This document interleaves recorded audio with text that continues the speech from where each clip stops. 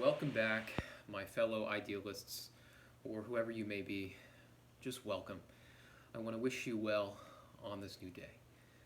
So much of our life is what we believe, what we anticipate, what we expect of not only ourselves but of the social world in which we live. I have grown very, very interested in the nature of the mind, the brain, and the nature of emotions. Through exploring the field of affective neuroscience, I've been able to elicit a better understanding of the suffering that the people I work with in my clinical practice as a psychiatric nurse are going through. If you pay attention and you listen to people, you will quickly realize that people suffer. We all suffer. And that's really what the topic of this video is about. Suffering and the solution to suffering. This is a deeply spiritual problem and a very complicated question. Why do we suffer? Why do we die? And how in the world do we make sense of all of that? I would love to hear how you make sense of it with a comment below. So what's profound and interesting to me is that in psychiatric medicine, and really medicine more generally, our solution to suffering is pharmaceuticals, diagnoses, procedures, etc. The role for medicine is vastly overestimated, I think, in the treatment of what we would consider human mental suffering. And in fact, mental suffering has a lot to do with the way that we relate to our physical bodies. And in fact, there is a bi-directional relationship between your organ systems and your brain. It is mediated by our cranial nerve. And in fact, there are more nerves going from your visceral organs up into your brain stem than there are from your brain down to your visceral organs. So in some sense, much of our health and well-being is determined by these autonomic processes that are communicating from our body to our brain. How mysterious is that? How interesting is that? And I think the greatest question we have to ask is how in the world do we regulate these processes that are deeply unconscious, embedded in the body? How do we manage our physical suffering when so much of our physical body seems to be out of our control? The solution is really to be found in respect for the way that we develop across time as human beings. And our medical model has unfortunately not progressed to respect the nature of the way that our nervous system regulates our other organ systems.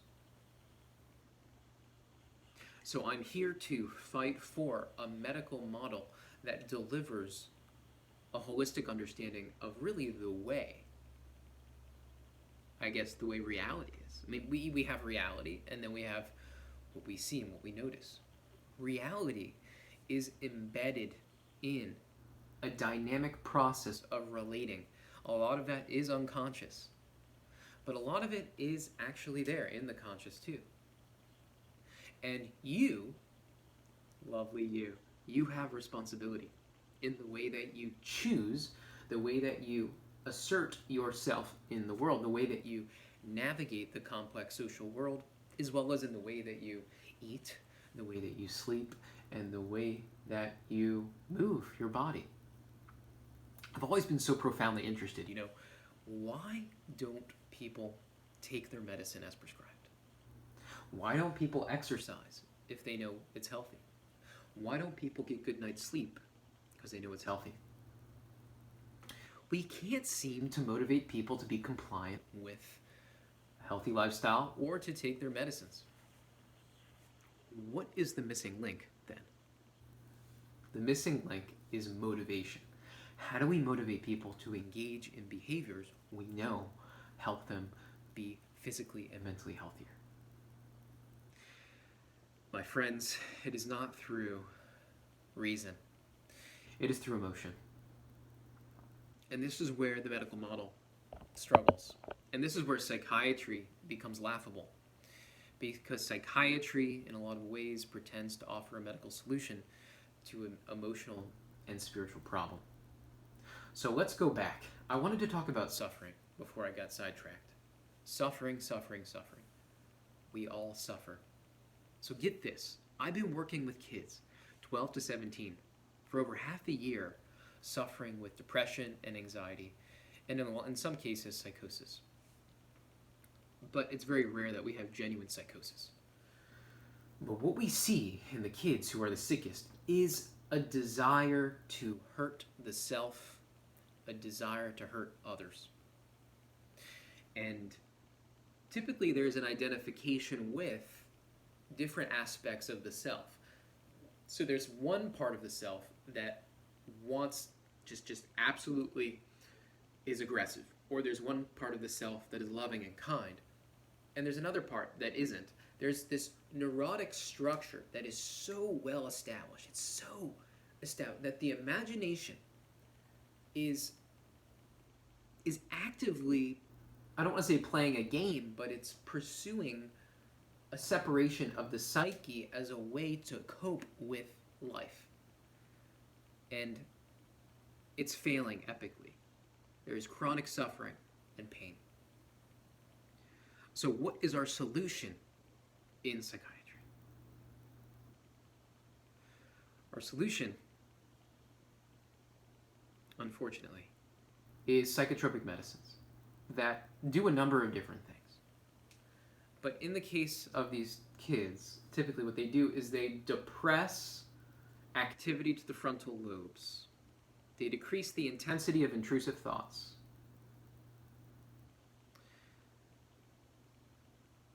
The antipsychotic medicines, they work insofar as they reduce certain symptoms, but they do not actually allow the main pathway in the brain to actually articulate the suffering. This is what's so interesting. We can manage behavior.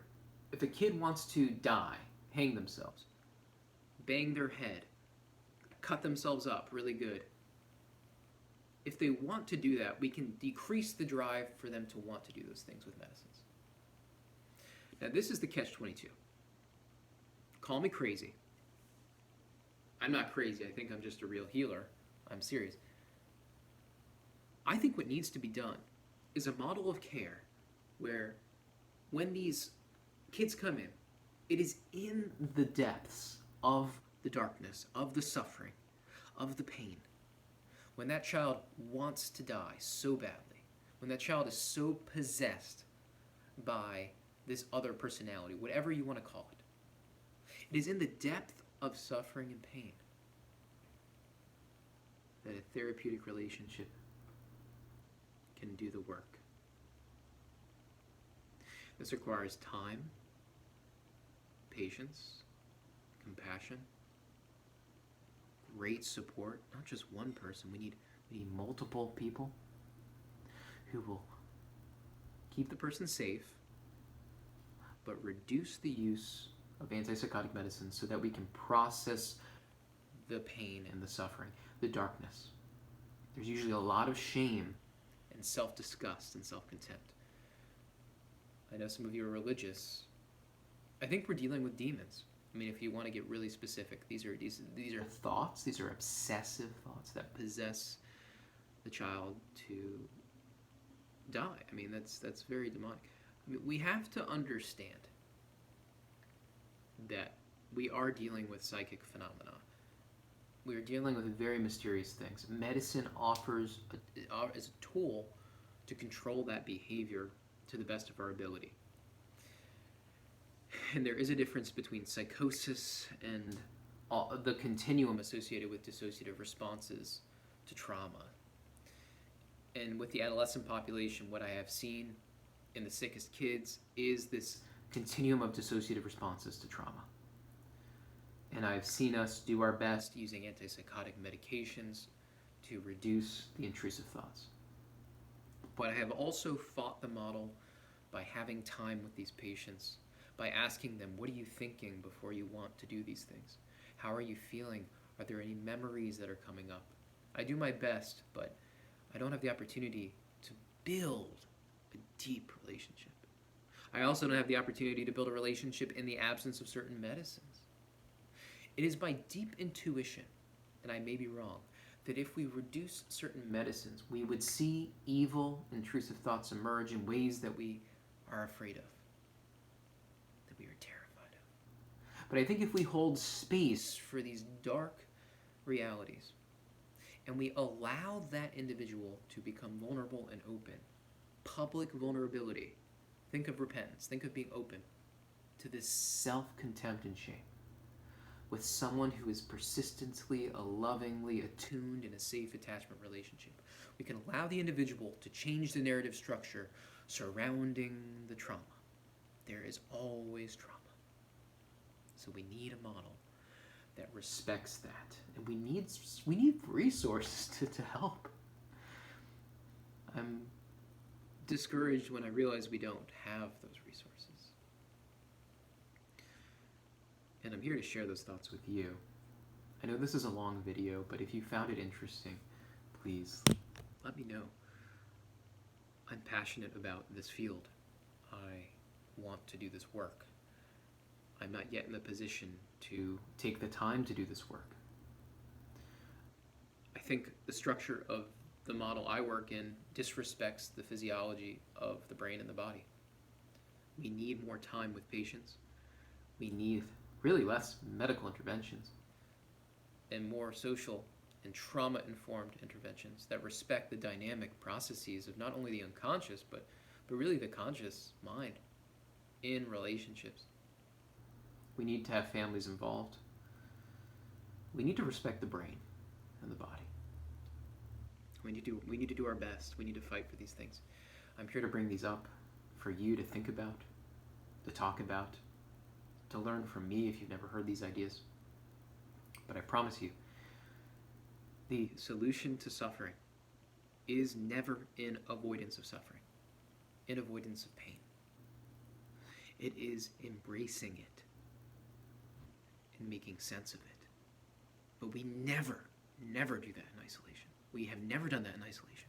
We have always done that in groups, in our religious bodies, by observing a code of conduct, the rules of life. One of the most profound ways that we can prevent suicide is by being religious. Think about that. People who believe that if they commit suicide, that they will go to hell, they don't do it. That is the power of the mind.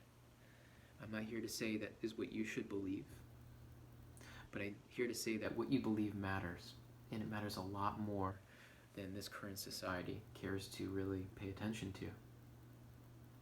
Be hopeful. Do not be discouraged. Bear your suffering, but make it explicit. Write about it. Talk about it.